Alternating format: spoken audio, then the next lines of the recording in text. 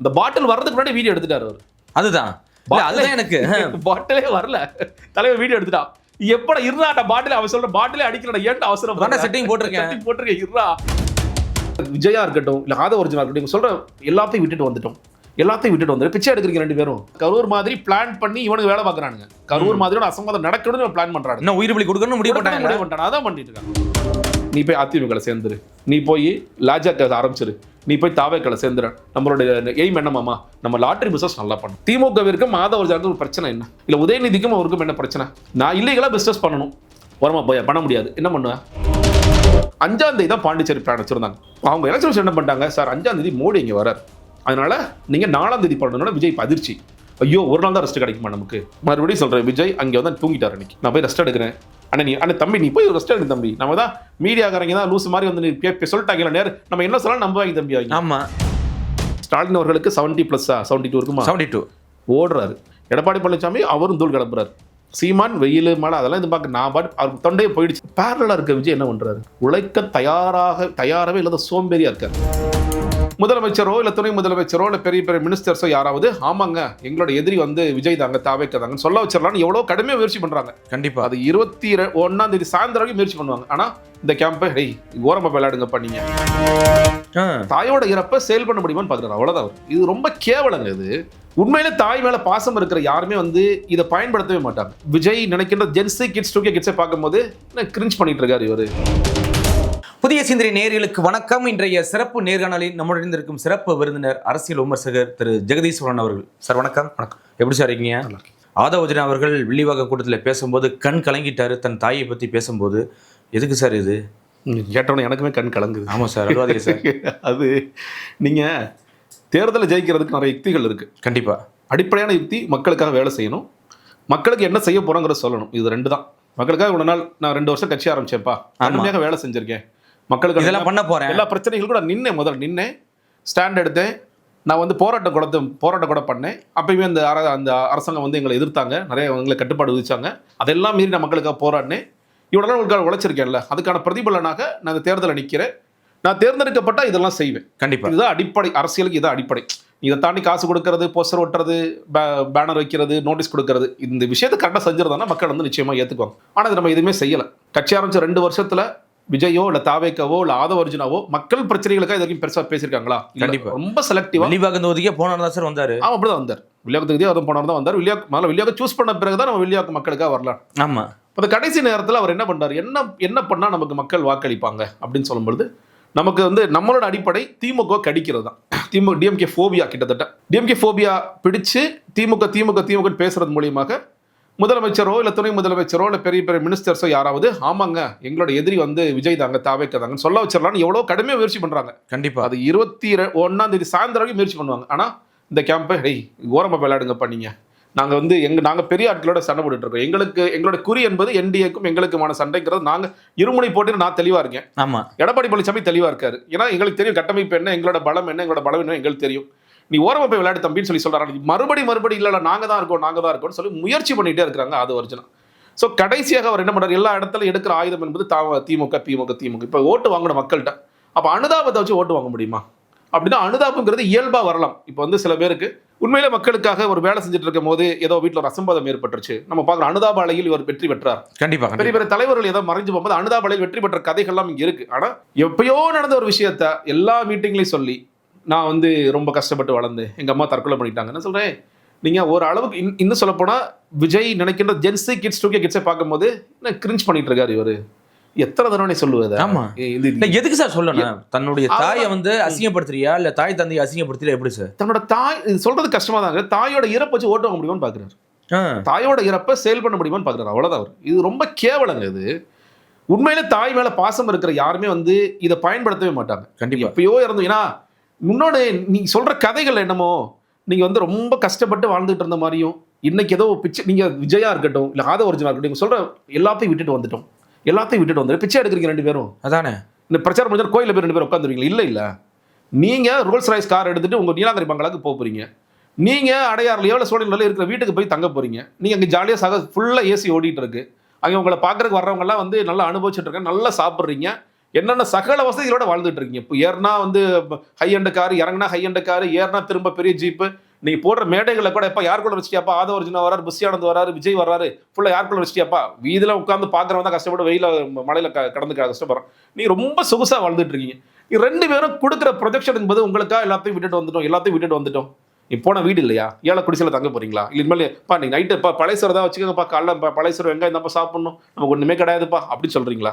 மறுபடியும் இந்த கதைகள் என்ன விட்டுட்டு எல்லாத்தையும் விட்டுட்டு வந்துட்டேன். உச்சத்தை விட்டுட்டு வந்துட்டேன். இவர் வந்து நான் வந்து உங்களுக்காக தான் கஷ்டப்பட்டு வளர்ந்தேன். நான் உண்மையில எனக்கு புரியலைங்க. இவர் யார்? இவர் முதல்ல லாட்ரி மார்ட்டினுடைய மருமகன். இவர் வந்து அவங்க பொண்ணை திருமணம் பண்ணியிருக்காரு. சொத்தை எல்லாத்தையும் மார்ட்டின் பிரிச்சுட்டாரு. ஏன்னா அவர் ரொம்ப சிக்கா இருக்காரு, எல்லா சொத்தையும் பிரிச்சு கொடுத்துட்டாரு. நல்ல வசதி வாய்ப்போட இருக்காரு. இப்போ 100 ரூபாயிலிருந்து எத்தனையோ கோடி கம்பெனி பண்ணேன்னு ஒரு கதை அளக்குறாரு. எந்த கம்பெனி? ஷெல் கம்பெனி வச்சு பண்ணார். அவங்க மாமனாருக்கு என்ன, அவங்க மாமனார் குடும்பத்தோட ஆசை என்னப்பா, நீ போய் அதிமுக சேர்ந்துரு, நீ போய் லாஜாக்க ஆரம்பிச்சிரு, நீ போய் தாவேக்களை சேர்ந்துரு. நம்மளுடைய எய்ம் என்னமாமா, நம்ம லாட்டரி பிசினஸ் நல்லா பண்ணணும். ஆமா, ஏழைகளோட வயிற்றுல அடிச்சு ஏழைகள் செத்தாலும் பரவாயில்லன்னு சொல்லிட்டு நம்ம லாட்டரி பிசினஸ் சுமுச்சமா பண்ணணும். கேரளாவில் நமக்கு பிரச்சனை எல்லாம் ஓடிட்டு இருக்கு, அந்த நார்த் ஈஸ்ட்ல ஓடிட்டு இருக்கு. தமிழ்நாட்டுக்குள்ளேயும் மற்ற மாநிலங்கள் லாட்டரி பிசினஸ் எப்படி கொண்டு வரதான் நம்மளோட முக்கியமான எய்ம். நீ ஏழைகளுக்காக நான் கஷ்டப்படுறோம். நீ ஆரம்பிச்ச ஃபுல்லாக ஷெல் கம்பெனிஸாக ஃபுல்லாக ஆரம்பிச்சு அதில் இன்வெஸ்ட் பண்ணி அதில் வந்து என்னென்ன தகுதித்த வேலைகள் பண்ணலாமோ பண்ணி இந்த மாதிரி பண்றீங்க. இப்போ நீங்களே என்ன சொல்றீங்க, ஊழல் கட்சி சொல்லி சொல்றீங்க. உங்க மாமனார் எதுக்காக திமுகவுக்கு 500 கோடி கொடுத்தாரு எலக்ட்ரல் பாண்ட்ஸ்ல? எதுக்காக கொடுத்து? நீங்க தானே அது காரணம். நீங்க ஏன் கொடுத்தீங்க? ரொம்ப நேர்மையானவர் தானே மாமா, நீங்க தானே வாங்கி கொடுத்தீங்க. அதான் மாமா, ஐயோ தப்பு மாமா, இதை வச்சு அவங்க ஊழல் பண்ணிடுறாங்க மாமா, அதெல்லாம் பண்ணக்கூடாது மாமா தான் சொல்லணும். நீ எதுக்கு புரோக்கர் வேலை பார்த்தப்போ? நீங்க அந்த வேலையை பார்ப்பீங்க. நீங்க உங்களுக்கு தேவையான இடத்துல இன்னும் சொல்றேங்க. இப்போ திமுகவிற்கும் மாதவர்ஜனுக்கும் ஒரு பிரச்சனை என்ன, இல்ல உதயநிதிக்கும் அவருக்கும் என்ன பிரச்சனை? நான் இல்லீகலா பிசினஸ் பண்ணணும், வரமா போய் பண்ண முடியாது, என்ன பண்ணுவேன்? இதுதான் பிரச்சனை. இதை தாண்டி எங்க 2 பேருக்கு மக்கள் சார்ந்த பிரச்சனைகள் இருக்கு. இல்லையே, திமுகக்கு நான் வந்து மக்களுக்காக ஒரு பெரிய ப்ராஜெக்ட் எடுத்துட்டு வந்தேங்க, திமுக ஸ்டாப் பண்ணிட்டாங்க. ஐயோ நோ, அதெல்லாம் பண்ணக்கூடாது, அதோ எதனா மக்கள் பயனடைஞ்சிருவாங்க, வெல்ஃபேர் ஸ்கீம் நாங்கள் பண்ண மாட்டோம் அப்படின்னு சொன்னாங்களா? கிடையாது. நீ போய் இல்லீகல் பிசினஸ் பண்ணணும், எனக்கு பண்ணி கொடுங்கன்னு சொல்லி கேட்குறீங்க. இல்லீகல் பிசினஸ் பண்ண முடியாது தம்பி, நீ போயிடுப்பா, லாட்ரி வந்து ஒளிஞ்சிருச்சு, இந்த ஊர்ல மறுபடி லாட்ரி கொண்டு வர முடியாது, அது தப்பாயிடும் அப்படின்னு சொல்லி சொல்றாங்க. அப்ப அது முடியாம நீங்க பண்ணிட்டு ஒவ்வொரு இடத்துலயும் கண்ணீர் வடிக்கிறது. இன்னொன்று இப்ப அந்த கூட்டத்துல பார்த்தோம், வில்லியாக்கம் கூட்டத்துல அவர் வந்து உண்மையிலேயே நீங்க என்னன்னா, இந்த பாட்டில் வர்றதுக்கு முன்னாடி வீடியோ எடுத்துட்டாரு அவர். அதுதான் எனக்கு பாட்டிலே வரல, தலைவர் வீடியோ எடுத்துட்டா. எப்பட இருடா பாட்டில், அவன் சொல்ற பாட்டிலே அடிக்கிறடா, ஏன்டா அவசரம், செட்டிங் போட்டிருக்கேன் இருடா, இப்பதானே உடச்சிட்டு இருக்கேன் பாட்டில்ங்கிற மாதிரி வேகமாக வந்து இந்த பாட்டில் வெறிஞ்சிருச்சு பாருங்க, தொகலை பாருங்க. திமுக எங்களை பார்த்து பயப்படுகிறார். உங்களை பார்த்து பயப்படலப்பா திமுக. அதுவும் வந்து திமுக ஒன்னு சொல்றேன் இல்லையா, பொருட்டே கிடையாது. இன்னொன்னுங்க, திமுக எப்படி தெரியுமா, விஜய் ஓட்டை பிரிச்சுக்க, நீ பிரிக்க நான் வந்து 200 மேல போயிட்டு இருக்கேன். இந்த தேர்தல், நீ அடுத்த தேர்தல்களை விஜய் இருந்தாருன்னா அது எப்படி காம்படிஷன் போகும் நான் போய் சொல்றேன். உதயநிதிக்கும் இவருக்குமான போட்டியாக விஜய் ஒருவேளை களத்துல மே 4ஆம் தேதி ஒருவேளை விஜய்க்கு புத்தி வந்து இனிமேல் நான் உண்மையில மக்களை வேலை செய்யணும் தான் அது களம் மாறும். இன்னைக்கு களத்துல விஜய் பிரிக்க போற வாக்கள் எல்லாம் நமக்கு ரொம்ப சாதகமான வாக்கள். சூப்பர் ஸ்பாலரா மாறிட்டு இருக்காரு விஜய். பிரிக்கணும், நல்லா பிரிக்க நம்ம அதிகமான சீட் ஜெயிப்போம் ஒரு இடத்துல இருக்க. அப்படி இருக்கும்போது உங்களை ஏன் எதிர்க்க போறாங்க? உங்களை பொருட்டாவே எடுத்து இப்ப பிரிச்சுக்க, நல்லா பிரிச்சுக்கையா, என்ன வேணாலும் திட்டிக்கா முடியா அப்படி சொல்லி எடுத்த. திமுக எங்களை எதிர்க்கிறது, திமுக எங்களை முடக்குகிறது. நீங்க டெபாசிட்டே வாங்காத கட்சி, டெபாசிட்டே வாங்க போகாது. மிஞ்சி போனாங்க சென்னையில் இருக்கிற சில தொகுதிகளை டெபாசிட், அர்பன் சென்டர்ஸா இருக்கிற இடத்துல மட்டும் டெபாசிட் வாங்குவாங்க. அதை தாண்டி 210 தொகுதிகளுக்கு மேல டெபாசிட்டே வாங்க முடியாது இந்த கட்சினால. நான் மறுபடியும் சொல்றேன், விஜய் பெரம்பூர்லயோ இல்ல வந்து திருச்சியில ஜெயிப்பதற்கான வாய்ப்புகள் கூட கிடையாது. ஆனா கூட்டம் கூட்டிகிட்டே இருக்கு சார், நாளுக்கு நாள் கூட்டம் கூட தாங்க செய்யும். நீங்க ஒண்ணு இல்ல, இப்ப போன திருச்சியில சனிக்கிழமை அரசியல் ஒன்று விஜய் ஆரம்பிச்சார் இல்லையா, அந்த நேரத்தில் ஏர்போர்ட்ல இருந்து இன்னும் புதுக்கோட்டை அதான் உங்களுக்கு தெரியும், அங்கிருந்து திருச்சியில மரக்கடை வர வரைக்கும் எவ்வளவு பெரிய கூட்டம் வந்ததுங்கிறது தெரியும். இன்னொரு கூட்டம் வந்ததுங்கிறத கூட்டம் தொடர்ந்துகிட்டே இருந்துச்சு, ஃபாலோ பண்ணி வந்துச்சு. மரக்கடையில் இருந்த கூட்டம் தனி, இந்த கூட்டம் தனி. ட்ரோன் ஷாட் வச்சு அந்த கூட்டம் இருக்கிற மாதிரி காமிச்சாங்க. இன்னைக்கு நம்ம விஜய் போறாரு, பார்க்கிறோம் என்ன கூட்டம் வருது அப்படிங்கிறது ஒண்ணு. இன்னொன்னுங்க, எங்களை வந்து கட்டுப்படுத்துறாங்க. எலெக்ஷன் கமிஷனுக்கு மாறிட்டாலும் ஸ்டாலின் போலீஸா செயல்படுறாங்க. சரி, நேற்று உங்களுக்கு 27 ரெஸ்ட்ரிக்ஷன் போட்டாங்களா? அதில் ஃபர்ஸ்ட் ரெஸ்ட்ரிக்ஷன் ரோட் ஷோ போகாதீங்களா? இன்னைக்கு என்ன பண்ணிருக்காரு? இப்போ விஜய் ரோட் ஷோ தான் போயிட்டு இருக்காரு. இப்போ போலீஸ் வந்து தடுத்தாங்களா உங்களை? தம்பி இறங்குப்பா, வண்டி நீ இப்போ டிரைவர் வண்டி ஓட்டிட்டு போ, நீ இறங்க சார், நீங்கள் ஜீப்ல இருங்க சார், நான் உங்களை போய் இறக்கி விட்றேன் சார். எலெக்ஷன் கமிஷன் நீங்கள் போய் வெயிட் பண்ண சார், தாக்கல் பண்ணிருக்கீங்க, நான் இறக்கி விட்றேன் சார் சொன்னாங்களா? இல்லை சரி போய் தொலை, அப்படியே விட்டுட்டு இருக்காங்க. உங்களுக்கு யாரு என்னங்க முடக்கிறாங்க? இன்னொன்னுங்க, நான் இப்போ பெரம்பூர்ல வேட்புமனு தாக்கல் பண்றாரு. பெரம்பூர்ல இருந்து குளத்தூர் போறதுக்கு 3 மணி நேரம் ஆகுதா? ஆமா. குளத்துல போய் போலீஸ் சொல்றாங்கன்னு சீக்கிரமா முடிச்சிட்டேன்னு சொல்லி சொல்றாரு. இன்னும் சொல்ல போனா போலீஸ் உடனே 2 நிமிஷத்துல முடியல, போலீஸ் சொல்ல மாட்டாங்க. சார் இருக்கிறத முடிச்சுட்டு போங்க சார். தம்பி இருங்க சார், என்ன கண்டென்ட்டே இல்லை சார், ஏன் சார் இப்படி படுத்துறீங்கன்னு விஜய் தான் கேட்பார். பெரம்பூர் கண்டென்ட் கொடுத்தா அதை நான் பாக்கெட்ல வச்சுட்டு வந்தேன்னா இல்ல அவன் எழுதி கொடுத்தானே கூட எனக்கு குழப்பமா இருக்கு. கொளத்தூர்ல வந்து கண்டென்ட் இல்ல, வேட்பாளர் பேர் எனக்கு தெரியல. ஒரே ஒரு சேஞ்ச் மட்டும் தான் ஸ்கிரிப்ட்ல. ஏன்னா முதல் நாளே ஸ்கிரிப்டை மனப்பாடம் பண்ணி அதை முதல் நாளே சொல்ல ஆரம்பிச்சாரு. இப்போ எல்லா இடங்களும் அவர் சொல்ல போறாரு. வேகமா காலைல எழுந்திரிச்சு குளிச்சு கிளம்பி நேரா இப்போ ஜென்சி கிட்ஸ் போய் நின்று விசில் பக்கத்தில் இருக்கிற பட்டனை அழுத்திட்டு வாங்க. இது ஒன்று தான் சொல்லிட்டு இருக்காங்க. அதை தாண்டி ஸ்கிரிப்டே இல்லை. ஒரே ஒரு தீய சக்தி இல்ல இதுல சொல்றேன். இந்த அதான் சொல்லுவார். ஒரே ஒரு ஸ்கிரிப்ட் சேஞ்ச் தான். என்ன, பெரம்பூர்ல நிக்கிற வேட்பாளர் நான், கொளத்தூர்ல நிக்கிற வேட்பாளர் பேர் VS பாபு. ரைட்டா? இன்னும் சொல்ல போனா அவர் முன்னாள் சட்டமன்ற உறுப்பினர். விஜய்க்கு தெரியுமான்னு தெரியல, அதெல்லாம் ஞாபகம் இருக்குமான்னு தெரியல. அதை கூட தலைவன் மறந்துட்டு இங்க நிற்கின்ற பிரபுவுக்கு வாக்களியுங்கள். அவன் மண்டே சொல்லிடுறாரு, பாபு என்ன நீ வந்ததே ஒரு 2 நிமிஷம் தான் பேசுற, நீ முன்ன போய் ஒரு பெரிய தலைவன் நினைச்சிட்டாங்க. சரி ஓகே, குளத்தூர்ல முடிச்சிங்கல்ல. வில்லிவாக்கத்தில் அந்த மாவட்ட செயலர் சொல்லிட்டார் மைக்கில், அவருக்கு வந்து அங்கேயே பாதுகாப்பு குறைபாடு இருக்கிற வீட்டுக்கு போறார். நீங்க உங்களுக்கு தெரியும் சென்னை பத்தி, பெரம்பூர்ல இருந்து குளத்தூருக்கு வர்றதுக்கு 3 மணி நேரம் ஆச்சுன்னா குளத்தூர்ல இருந்து நீலாங்கரை போறதுக்கு எத்தனை மணி நேரம் ஆகும்? இதுக்கு ஒரு 6 மணி நேரம் ஆகுமா? குறைந்தபட்சம் 6 மணி நேரம் ஆகுமா? அப்ப விஜய் வந்து நைட்டு 10 மணி தான் வீட்டுக்கு போயிருக்கணும். ஆமா. ஏன் விஜய் எப்படி 5 மணிக்கெல்லாம் வீட்டுக்குள்ள போனாரு? அதானே. ஏன் அப்ப யாருக்கும் தெரியாதா? அப்ப கூட்டம் இல்லையா? இங்க வந்து இந்த இடத்துல தலைவர் வரார், தலைவர் கரூர்ல பண்ண நான் சொன்னார் இவங்க கூட கரூர் மாதிரியே நம்ம கரூர் மாதிரி பிளான் பண்ணி இவனுக்கு வேலை பார்க்கறானுங்க. கரூர் மாதிரியோட அசம்பாதம் நடக்கணும்னு பிளான் பண்றாங்க. இன்னும் உயிர் பலி கொடுக்கணும்னு முடிவு பண்ணிட்டாங்க. அதான் பண்ணிட்டு இருக்காங்க. கரூர் மாதிரி அசம்பாதம் நடக்கட்டும், அப்பதான் நமக்கு அதையும் வந்து திசை திருப்பலாம். பாருங்க, எலெக்ஷன் கமிஷனர் இருந்தாலும் திமுக தங்களோட ஆட்களை ஊடுருவ வச்சுட்டாங்க. நேத்து கதைகள் சொல்றாங்க சில பேர். கரூர்ல எப்படி கல்லெடுத்து அடிச்சாங்களோ அதே மாதிரி இங்க வந்து கல்லெடுத்து அடிச்சாங்க, இங்க வந்து பாட்டில் எடுத்து அடிச்சு, இந்த கதைகளை ஆரம்பிச்சிட்டாங்க. இவங்களுக்கு வந்து நேர் வழியில ஜெயிப்பதற்கான வாய்ப்புகளே இல்லை. அப்ப இந்த கதைகளை சொல்லலாம். ரொம்ப சிம்பிளா நீங்க யோசிச்சு பாருங்க, எல்லா மக்களுமே யோசிக்கணும். குளத்தூர்ல வந்து நீலாங்கரை போறது எப்படி அவரால் 6 மணி நேரத்துல போக முடியுது? அதான் உங்களால கிரௌட கிளியர் பண்ண நினைச்சா கிரௌட கிளியர் பண்ண முடியும். நீங்க ரொம்ப பிளான் பண்ணி, இப்போ விஜய் ஏப்ரல் 5ஆம் தேதி, இன்னைக்கு என்ன தேதி? 2ஆம் தேதி விஜய் வேட்புமனு தாக்கலுக்கு வருகிறார். நீங்க யார்ட்டையுமே கூட சொல்லலாம், உங்களுக்கு ஏன்னா உங்களுக்கு பாதுகாப்பு முக்கியம் இல்ல. ஃபிளைட்ல வந்து இறங்கினதுக்கு அப்புறம் பாருங்க விஜய் சைலண்டா வந்தாருங்க, வேட்புமனு தாக்கல் பண்ண போயிட்டார். இப்படி பண்ணலாம். ஏன் பண்ணல? ஏன்னா உங்களுக்கு கூட்டம் தேவை, இந்த பப்ளிசிட்டி தேவை, அந்த கூட்டத்தை காமிக்கணும். இப்போ விஜய் திருச்சியில் 2 பாயிண்ட் ஒரு பாயிண்ட் போறாச்சு. 2வது பாயிண்ட் முடிச்சதுக்கு அப்புறம் இதே விஜய் எத்தனை மணிக்கு நீலாங்கரை பங்களாக்கு வரான்னு பாருங்க. வருவார். ஏன்னா அந்த நேரத்தில் கூட்டத்தை கிரௌட கண்ட்ரோல் பண்ண விரட்டியோட எல்லாத்தையும் விஜயால செய்ய வைக்க முடியும். அப்போ ரொம்ப பிளான் பண்ணி. கரூர்ல சார் 41 உயிர் போயிருக்குல்ல, எவ்வளவு சலுதியா இங்க நீலாங்கரை வந்தாரு, எவ்வளவு சீக்கிரம் வந்தாரு. சரி இவர் கதை சொன்னாங்க, இல்ல எங்க அண்ணன் காத்துட்டே இருந்தாருப்பா, உங்க அண்ணன் திருச்சி ஏர்போர்ட் எத்தனை மணிக்கு வந்தாருன்னு டைம் இருக்கு, சென்னை ஏர்போர்ட் எத்தனை மணிக்கு இறங்கினாருன்னு எல்லாருக்கும் தெரியும். நீலாங்கரை பங்களால எவ்வளவு சீக்கிரமா ஓடி போயிட்டு உள்ள வந்து ட்வீட் போட வச்சாருங்கிறது தெரியும். எல்லாமே தெரியும். யார்கிட்ட கதை விடுறீங்க நீங்க? அப்போ அவங்கள பொறுத்த வரைக்கும் கேட்டீங்கன்னா எப்படியாவது 2-3 உயிர் பலி அது நடக்கக்கூடாது. பட் அப்படி கொடுத்தா நம்ம என்ன பண்ணலாம்? ஏன்னா கரூர் மக்கள் வந்து எங்க அண்ணன் பக்கம் தான் நின்னாங்க, மக்கள் அப்படிதான் நின்னாங்க. ஒன்னு சொல்றேன், அதுவும் சொல்றேன். கரூர் மக்களுக்கு புரியாம என்ன பண்ணாங்க, விஜய்வேல் என்னங்க தப்பு, அரசாங்கத்தில் என்னங்க தப்பு, நாங்க போயிருக்கூடாது, எங்களோட தவறு, அப்படிதான் அவங்க மக்கள் பார்த்தாங்க. அதே மாதிரி மறுபடியும் இந்த திசை திருப்பி திமுக மேல பள்ளியை போட்டு நம்ம இந்த வேலைகளை பண்ணலாம் அப்படிங்கிற வேலைகளை விஜய் டீமும் நல்லா பண்ணிட்டு இருக்காங்க. இதை பிடிச்சாங்கல்ல, 2 பேர் பிடிச்சாங்க. ஆமா, ஒரு தரப்பு இது தாவேக்க அப்படின்னு சொல்றாங்க, இது திமுக. போலீஸ் சொல்லட்டும், எலெக்ஷன் கமிஷன் சொல்லட்டும். ஆமா, யாரு இவன் வீதியில போயிட்டு இருந்தவனா, சும்மா உட்காந்து 2 பேர் சண்டை போட்டு அடிச்சுக்கிட்டவங்களா, இல்ல திமுக காரங்களா, இல்ல அதிமுக காரங்களா, இல்ல வந்து தாவே காரங்களா சொல்லட்டும். சொல்றதுக்கு முன்னாடி உனக்கு யார் திமுகன்னு சொல்லி சொன்னா? அதானே. அதை ஒரிஜினாக்கு நீங்க இப்ப இன்டர்நெட்ல எழுதுறவனாது தாவேக்கன்னு சில பேர் எழுதுறாங்க, இந்த திமுக குரூப் எழுதுறாங்க. ஓகே, அவங்க கூட ஒரு நீ பண்ற அவன் பண்ற மாதிரி பண்ணிக்கிறீங்க. ஒரு பொது மேடையில ஒரு வேட்பாளராக இருக்கிற நீ கிளாஸ் அடிச்சானா அடிக்கலான்னு கூட தெரியாம வேகமா வந்து சொல்றேன்னா அப்ப என்ன கதை உனக்கு புரியலையே? யார் பிளான் பண்ணிருப்பா, யார் செட்டப் பண்ணிருக்கா? அப்போ எல்லா இடங்களிலும் இந்த அனுதாபத்தை வச்சு எப்படியாவது ஓட்டு வாங்கலாமா அப்படின்னு அதை ஒரிஜினல் பார்க்குறேன். ஆனால் மக்கள் என்ன பார்க்குறாங்கன்னா, ஏய் வேலை பாரியா, பேசுங்க, வில்லிவாக்கத்து மக்களுக்கு என்ன வேணுங்கிறத பேசுங்க, உனக்கு பேச தெரியாதா, வீடு போக தெரியாதா? மக்களே ரொம்ப அயற்சி ஆயிட்டாங்க. என்ன இது விஜய் இந்த மாதிரி குரூப், அவன் டக்குனு கோப்படத்தை எடுத்து போட்டாங்க. கோப்பட சீன் கான்செப்டை கொண்டு வரீங்களா நீங்க? அந்த வேலையை பார்க்க ஆரம்பிச்சிட்டிங்களா?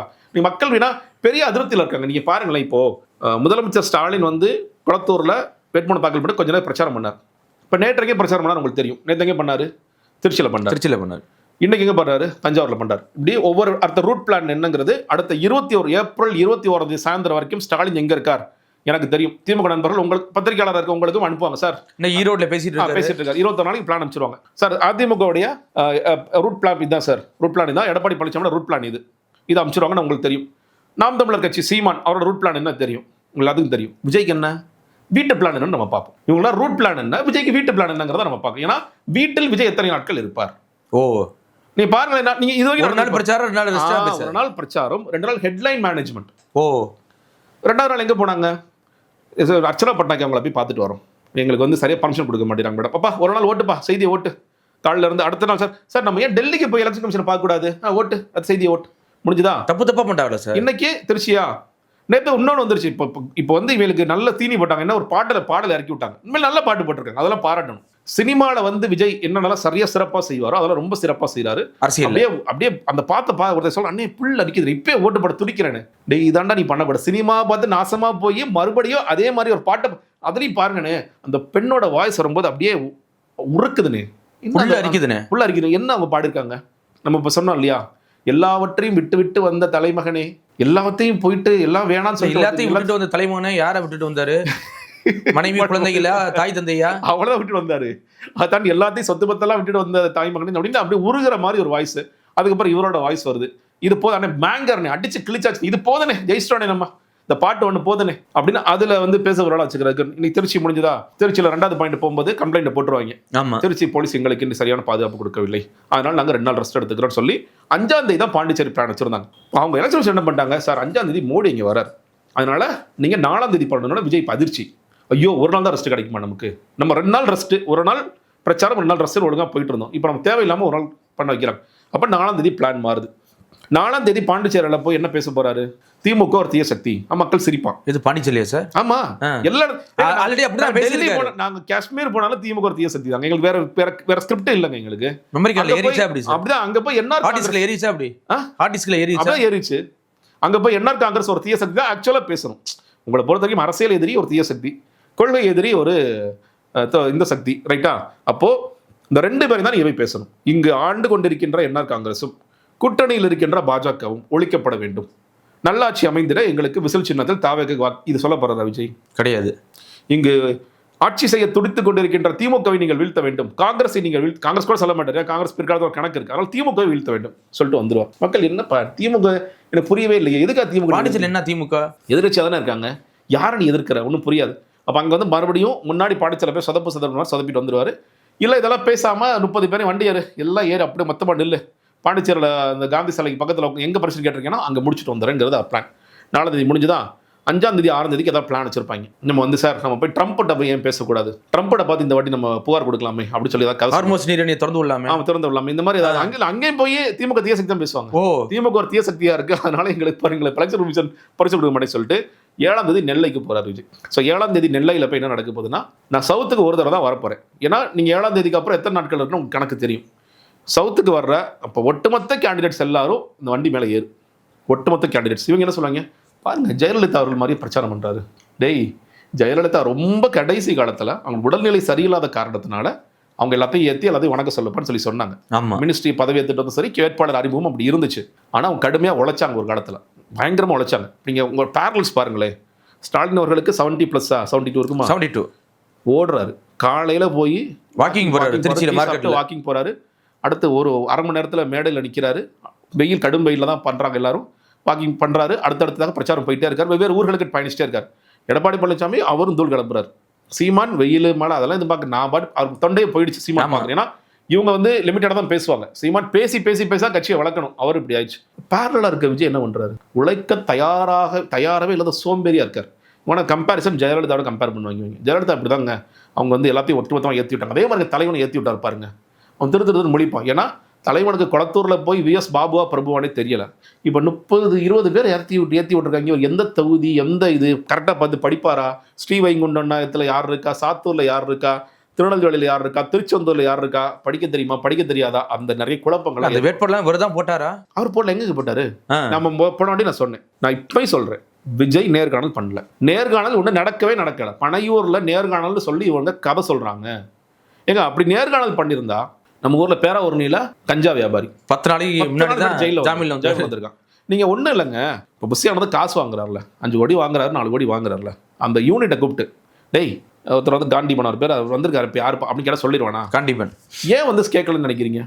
அவன்கிட்ட கேட்டா நான் அந்த கட்சிக்காக நீ சொல்ற மாதிரி நான் போஸ்டர் ஒட்டிருக்கேன், பேனர் ஒட்டிருக்கேன், சைக்கிள் ஒட்டிருக்கேன், எனக்கு தானே சீட்டு கொடுக்கணும், யாரையும் அவன் கேட்பானா? கேட்க மாட்டான். கண்டிப்பாக கமுக்கமா என்ன பண்றாரு, ஏய் இதெல்லாம் என்ன தெரியுமா புஷியானு சொல்லுவாரு, இதெல்லாம் தளபதியை பார்த்து செலக்ட் பண்ணிட்டாருப்பா, நம்மளாம் ஒன்றும் சொல்லவே முடியலப்பா, தளபதியோ அவருக்கும் ஏதோ கனெக்ஷனா அப்படி சொன்னா அவன் என்ன யோசிப்பான்? போ தளபதி கஞ்சா வைப்போட கனெக்ஷன்ல இருக்காரா? அதானே, அப்படிதான் யோசிப்பான்.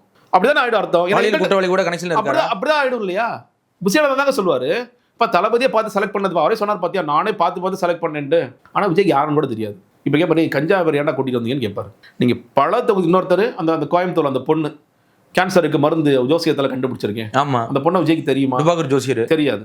நீங்கள் நல்லா டிஃபரன்ஸ் பாருங்க. கழக மாவட்ட செயலாளர் விஜய்க்கு ஓரளவுக்கு தெரியும். ஏன்னா 2-3 தடவை ஃபோட்டோ எடுத்திருக்காரு. ஏற்கனவே 2-3 கூட்டத்தில் பார்த்துருப்பாரு. சில பேர் பர்சனலாக பேர் தெரியாட்டி கூட ஓரளவுக்கு முகத்தெல்லாம் பார்த்துருப்பார். கழக நிர்வாகின்னு நினச்சிருந்தாங்க இல்லையா, அந்த கழக நிர்வாகி இந்த கும்பல் எல்லாமே காசு கொடுத்து உள்ள வந்து சீட்டு வாங்கின குரூப். அதுதான் டிஃபரன்ஸ். எப்படி நீங்கள் வித்தியாசப்படுத்துறது? யார்கிட்ட 4 கோடி வாங்கினாரு, யார்கிட்ட காசு வாங்கலை புசி ஆனந்த் அப்படின்னா கழக மாவட்ட செயலாளர்கள்ட்ட காசு வாங்கியிருக்க மாட்டார். அவன் நிறைய சம்பாரிச்சிருப்பான். ஆமா, இப்போ நீங்கள் இந்த புதுக்கோட்டை, மதுரை இதெல்லாம் பேரெல்லாம் கிட்டத்தட்ட ஒரு 70 பேர் இருக்காங்க. நான் எண்ணி பார்த்தேன், 70 பேர் இருக்காங்க. இந்த 70 பேரும் தனக்கு கீழே இருக்கிற கிளை அமைப்புகள்கிட்ட ஒட்டுமொத்தமாக எவ்வளோ சுருட்ட முடியுமோ சுருட்டிட்டு இன்னைக்கு என்ன சொல்கிறாங்க, தம்பி எனக்கு ஒரு வேன் வச்சு கொடுத்துருப்பா, கீழே இருக்க வட்ட செயலாளர் பகுதி செயலாளர் எப்போதுமே எனக்கு வேன் பிடிச்சி கொடுத்துரு, இல்லை ஒரு 5 லட்ச ரூபா கொடுத்துரு, 10 லட்ச ரூபா. இப்போயும் வியாபாரம் பண்ணுறாங்க அவங்க. ஏன்னா அவங்க 23 வரைக்கும் வியாபாரம் பண்ண முடியும். 24 காண போயிடுவான். ஓட விட்டு கூட ஓடினாலும் ஓடிடுவான். எவ்வளோ தூரம் வியாபாரத்துக்கு அண்ணா எனக்கு என்ன நீ திரும்ப பண்ணுவ? டேய் நீ தானே கவுன்சிலரு, நீ ஒரு 39வது கவுன்சிலரா? நீ அடுத்து தளபதி ஆட்சிக்கு வந்தா உனக்கும் சீட்டு நான் கேட்டலான் இருக்கேன். நீ என்ன இப்படி பேசிட்டு இருக்க? போடா போய் எடுத்துடா, போடா 5 லட்ச ரூபா எடுத்துடா. நீங்க திமுக தோத்துருவாங்க. அந்த அளவுக்கு இவங்க வேலை போறதில்லை. அந்த அளவு வேலை பார்த்துட்டு இருக்காங்க. 70 பேர் இவங்க கீழே இருக்கிற அமைப்பை உடைச்சு, கிளையை உடைச்சு, நகரத்தை உடைச்சு, பகுதியை உடைச்சு வேலை பார்த்துட்டு இருக்காங்க. மீதி இருக்கிற கழக நிர்வாகி கும்பல் எல்லாமே புசியானந்திட்ட போய் காசு கொடுத்து, ஏன்னா அவங்க யார் என்ன எதுவுமே தான் சொன்னோம். இந்த ஆபத்து தான் விஜய்கிட்ட சொன்னோம். யாருமே உங்களுக்கு தெரியாமல் ஒருத்தர் வந்து உட்காந்துட்டு இருப்பான். கஞ்சா வியாபாரம் இருப்பான், கொலகாரனாக இருப்பான், கொள்ளக்காரனாக இருப்பான், யாருன்னே அவங்களுக்கு தெரியாது. இன்னொருத்தர் ஒரு ஜாதி வெறியர், அவரே சொல்கிறார், நான் ஜாதி வெறியர். ஆமாம், எனக்கு கம்பத்தில் இருக்கிற டீமுக்கு தெரியாது. ஏன்னா கம்பத்தில் இருக்க ஆஃபீஸர் போராடுறான். இதே மாதிரி பல ஊர்களையும் எல்லா இடங்களும் ஏன் போராட்டம் வெடிக்குதுன்னா விஜய் ஒருத்தரை கூட நேர்காணல் பண்ணல. அதுதான் உண்மை. கண்டிப்பாக சார், தொடர்ச்சியாக சந்திப்போம். மிக்க நன்றி சார்.